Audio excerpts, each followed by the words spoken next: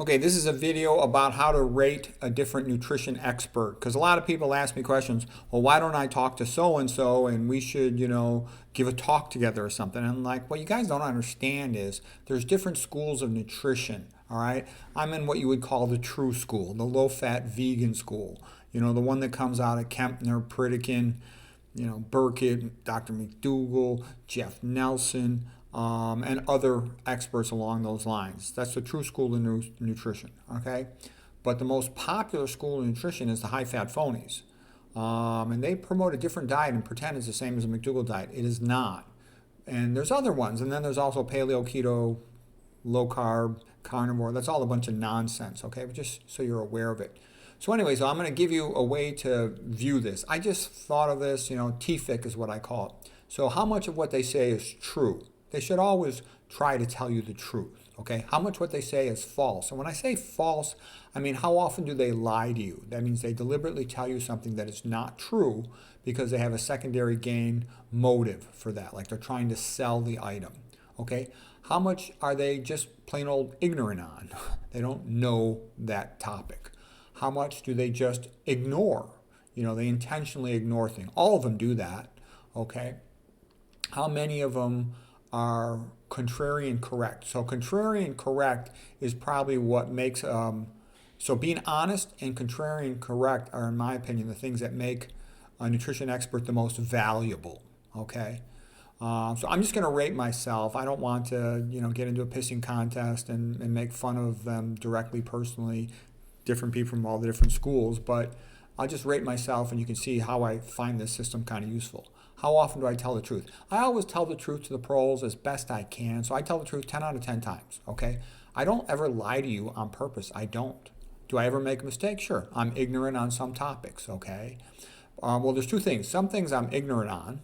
I just don't know them as well as I like. I'm learning the kidney better. I wish I knew the kidney better, but I do know a lot about the kidney, but I just wish I knew it better. Okay, and there's plenty of other subjects like that. The other one is how many things do I ignore?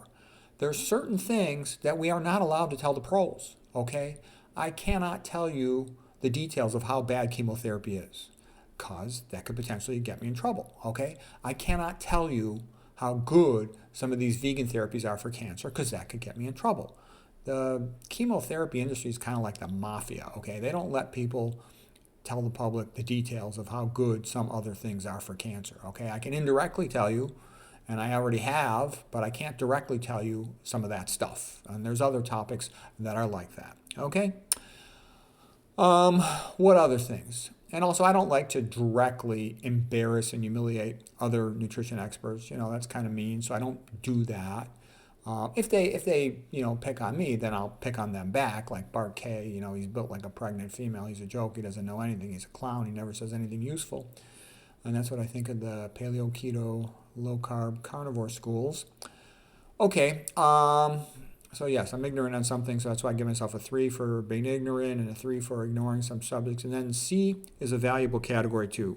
That is for contrarian correct, whereby the speaker is correct on things that are hard to find that information elsewhere, or that strongly, significantly go against the conventional thinking. And, all of these things you learn from the previous experts that went before you. Like I learned hypertension because I'd read McDougall, Swank, Sloop, Richard Moore, and plenty of others. But especially Sloop and Moore helped me the most on this area. So I can speak about hypertension at a much more advanced level than somebody who hasn't read these authors, okay? Same thing with diabetes, I learned Sweeney from McDougall, and then I learned quite a bit from Pritikin, McDougall, Brownlee, Taylor, Shulman, okay? And they're the 3 best modern researchers in the world on diabetes, Brownlee, Taylor, and Shulman. Okay, atherosclerosis, I've been doing procedures in atherosclerotic arteries for 30 years, okay? So I got a lot of clinical experience. And then I've read Sloop and Roberts. I spoke in great detail with Sloop. I proofread some of his papers, so I know his work really well, and he's the best researcher in the world. Atherothrombosis theory, okay? For the brain, I'm the best in the world. I've read all these different theories and stuff, and I communicated with some of these guys, and so I can tell you all kinds of things about the brain. You just can't hear them anywhere else. And I've looked at 100,000 brains. I've seen a lot of brains. Okay, spine, I'm the best on that as well. My spinal theory of degeneration, ischemic degeneration, as well as F- and GP, etc. Okay, mitochondria, I've written rather extensively on that. Toxicology. See, the reason why no one else will teach you about toxicology, these other guys are smart, but see, it's not good for business to talk about toxicology. Crowds, the audience doesn't like it that much. It potentially gets you shadow, banned. So they're not going to talk about it. Estrogenics. For some reason, that subject's not as popular as it should be. And again, I learned from certain people. Anthony J. He's an idiot for nutrition, and he has to kind of play the game to get onto the bro science circuit. But he's brilliant on estrogenic chemistry. That's what he does for his career.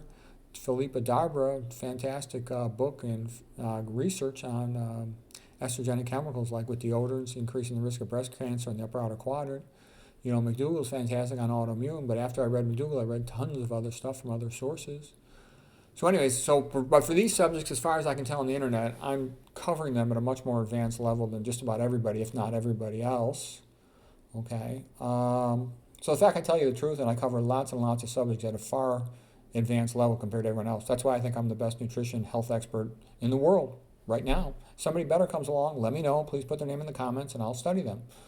Like Dr. McDougall was the best for a long time until he died, and I studied his work in great detail. I wrote an entire book summarizing his work, which is magnificent. I think he's the greatest doctor who ever lived. Cured the most people of any doctor, and the next in line behind him was probably Dr. Kempner, Walter Kempner. Okay, then I'll just give you an idea like how I would rate a lot of the high-fat phonies. I would rate a lot of them as being true about 60 to 70% of the time. So they do tell the truth the majority of the time, and they do know a lot, but I say a lot of them bullshit as much as 30% of the time. Some even more, but I'd say commonly 20 to 30%.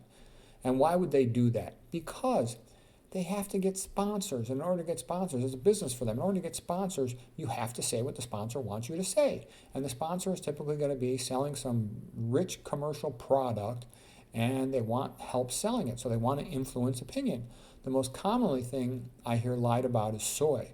Soy is not a good food. There is a great reason why I say that, and I've made multiple lectures on it, but you're going to hear endless BS praising soy. Okay, the next thing is omega-3s. Omega-3s are totally overhyped. They're the most overhyped supplement that I can think of. There's tons of dirt on omega-3s. Increased incidence of obesity, of diabetes, of risk of cancer, immune suppression, like prostate cancer, for example, atrial fibrillation risk is increased, etc. Olive oils for chumps. There's a lot of people praising coffee because it's a commercial product. They're not going to tell you. I've given lectures on coffee and caffeine. There's tons of problems with it. It's ridiculous. There's not even, not even a discussion. So whenever you hear somebody promoting this stuff, they're BSing you. Okay, nuts and seeds. Nuts and seeds are quite overrated. They're very high in fat. They're high in advanced glycation products. That's going to cause inflammation as well. So I think it's a bad idea. Most people just can't afford it, be eating all that fat and achieve optimal health as you get older. You're more fragile.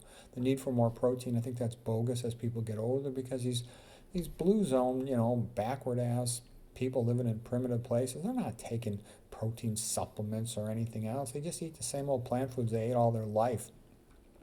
And there's problems with increased protein. Increased protein means increased acidosis. Of course, animal protein is the worst. It's more acid generating, but all protein, it's made out of amino acids, is going to be somewhat acidic. It's going to put an increased burden on the body. You're going to have increased activation of mTOR. Even though animal protein does it a lot more, it's got more leucine and methionine, you're still piling on more amino acids. All proteins have all the amino acids, just in higher percentages. Plant proteins have lower percentages of leucine and methionine, for example. But the more protein you eat, the more you get of both of those. Okay, so that's not good. It's not good for cancer risk. It's not good for kidney function. Old people have kidney function problems routinely. I expect them to have kidney function problems after 60, to have some mild, at least, decline in their glomerular filtration rate, their GFR. So anyways, this is a way you can rate docs, and you can get a pretty good sense of how useful. See, the problem with docs that lie sometimes, even if they don't do it that often, even if they only do it 10% of the time, I think that's annoying because then I got to double check their work. Most of the time I can tell pretty fast what's true or not true, but sometimes I don't know and I got to go double look everything up, okay? Like when McDougall talks, you can take it to the bank. You don't got to double look it up.